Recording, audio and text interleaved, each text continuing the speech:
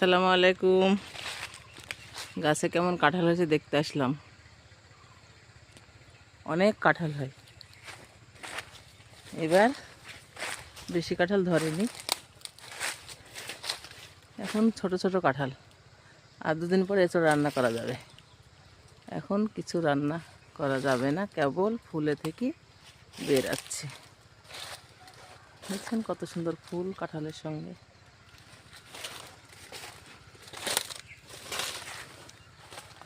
যেগুলা ছোট ছোট সেগুলো সব নষ্ট হয়ে যাবে, যেগুলো বড় সেগুলো একটু হবে, সেগুলো কাঁঠাল হবে। একবারে গাছের 2 হাত উপর থেকে কাঁঠাল ধরেছে, খুব সুন্দর লাগছে কাঁঠালগুলো।